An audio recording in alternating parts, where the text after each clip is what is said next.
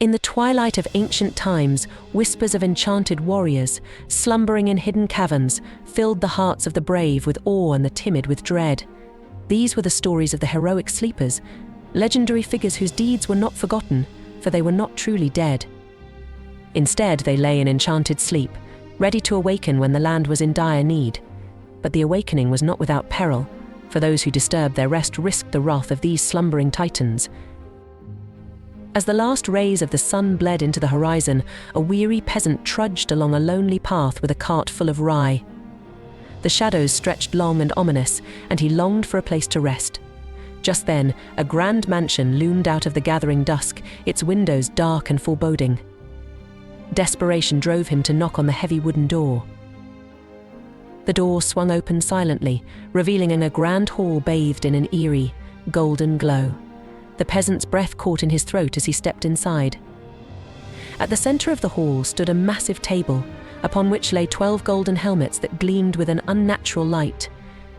Around the table, 12 knights, clad in glittering armor, lay scattered as if in death, but the rise and fall of their chests betrayed their slumber. Trembling with a mixture of fear and curiosity, the peasant ventured further, until he stumbled upon a stable filled with 12 magnificent steeds. Their eyes, like molten gold, seemed to watch his every move. His hand reached out, almost involuntarily, to touch one of the golden bridles. The instant his fingers brushed the metal, the silence was shattered by a voice, deep and resonant, echoing through the hall, "Is it time now?" The peasant's heart pounded in his chest as a second voice answered from the shadows, "No, not yet." Panic seized him. He turned and fled, stumbling over his own feet as he rushed back to the entrance. The world seemed to twist and blur around him, and when he burst outside, gasping for breath, he found himself not in front of a mansion, but at the mouth of a dark, foreboding mountain. The knights, he realized with a shudder, were not ordinary men, they were enchanted guardians, lying in wait for the day when Sweden would call upon them to defend the realm from an unimaginable threat. In the rugged hills of Wales, a lone Welshman trudged along a desolate path, his only companion a hazel staff he had cut from the woods. As the evening mists curled around him, an English magician appeared from the shadows, his eyes gleaming with a strange light. He spoke of a treasure hidden beneath the earth, in a place where the Welshman had cut his staff. Tempted by the promise of untold riches, the Welshman agreed to lead the magician to the spot. When they reached Craig-y-Dinas, the magician began to dig, his movements swift and sure.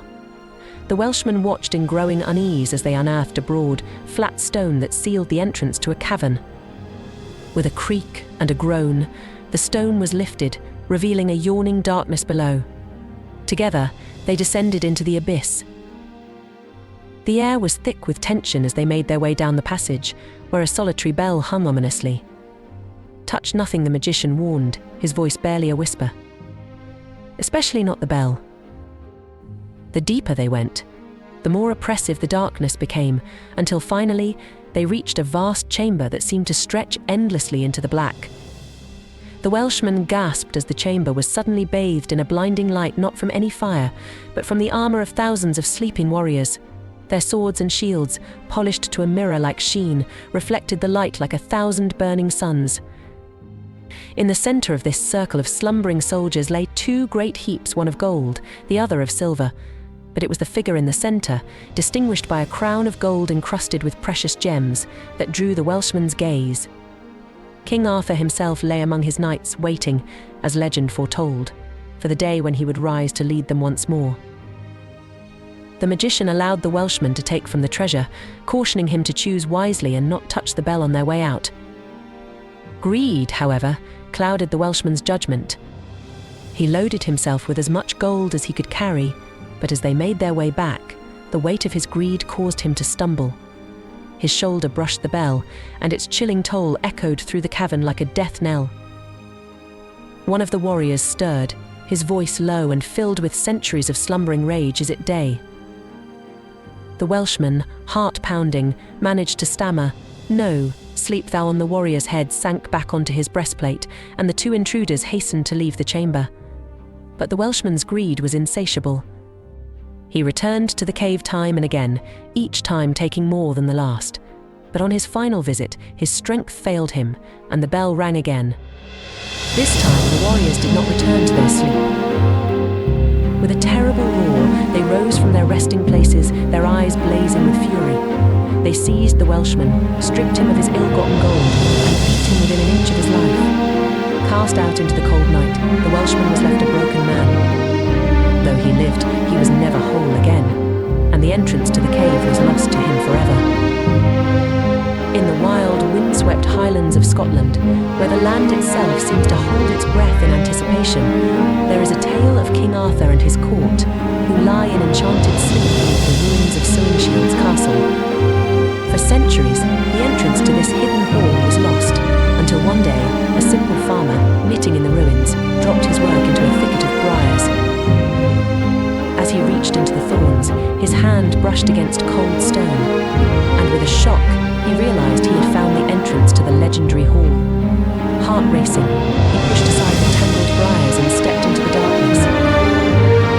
The passage wound deep into the earth, and as he walked, a faint light began to grow ahead of him. The light drew him onward until he suddenly found himself standing in a vast, vaulted chamber. A fire blazed at the center of the hall, though no wood fed its flames. The walls were carved with ancient symbols, and the roof, high above, was fretted with intricate designs. But it was the figures in the hall that stole the farmer's breath. There, on thrones and couches, lay King Arthur, Queen Guinevere, and their court, their faces serene in sleep. At their feet, faithful hounds rested, and on a table near the fire, a horn, a sword, and a garter lay in wait. The farmer knew the legend that to awaken the king, one must blow the horn, then draw the sword and cut the garter. But in his awe and fear, the farmer forgot the order of things. His hand trembled as he reached for the sword, and with a single stroke, he severed the garter. As the garter fell to the ground, the eyes of the king and his courtiers began to open, their gazes sharp with the weight of ages. But before the farmer could correct his mistake, the king's voice rang out, sorrowful and full of ancient regret. "Oh, woe betide that evil day, on which the witless wight was born, who drew the sword the garter cut, but never blew the bugle horn." With those words, the enchantment took hold once more, and the king and his court sank back into their timeless slumber. The hall grew dim, and the farmer, stricken with terror, fled back into the night, never to return. These stories of heroic sleepers are etched into the fabric of Western European legend, remind us that true heroes are never truly gone. They lie in wait, sleeping beneath mountains and castles, ready to rise again when their land is in peril. But until that fateful day, their rest must not be disturbed, for those who wake them too soon may find themselves caught in a web of ancient magic, unable to escape the consequences of their own actions.